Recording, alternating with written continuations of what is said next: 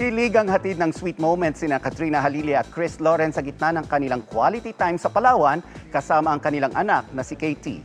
Ano na nga ba ang kanilang real score? Alamin yan sa aking chika. Kilig overload ang teaser ng upcoming vlog ng aktres na si Katrina Halili. Sa gitna kasi ng pag-aura niya sa beach, biglang lumitaw ang kanyang dating partner na si Chris Lawrence. Isinulat pa ni Kat sa buhangin ang Mr. B na kanyang nickname kay Chris. Ang caption niya sa post, "This is where everything resets." Ang tanong ngayon ng marami, may nagkabalikan na nga ba? Maging si Chris, tila may ipinahihiwatig. Sa isang post, magkatabi sila ni Katrina at ang kanyang caption, "Ang ganda naman ng view." Ngayong Holy Week, may pa-quality time sina Katrina at Chris kasama ang kanilang anak na si Katie.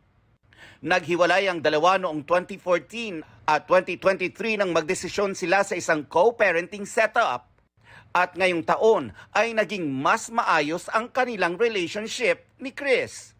Sa kabila ng sweet moments nila sa kanilang bakasyon, wala pang pahayag sina Katrina at Chris kung ano na nga ang real score sa kanilang dalawa. Pero sa isang recent interview early this March, ikinwento ni Katrina na hindi niya priority ang love sa ngayon. Natutunan ko ngayon, hindi ko kailangan hanapin yung love sa, alam mo yun, sa partner, ganyan.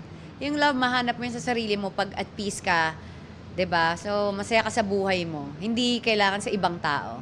And positivity, 'di ba? Kailangan natin mag-attract. Love attraction. And that's my chika this Black Saturday. Ako po si Nelson Canlas. Pia, Ivan. Thank you, Nelson.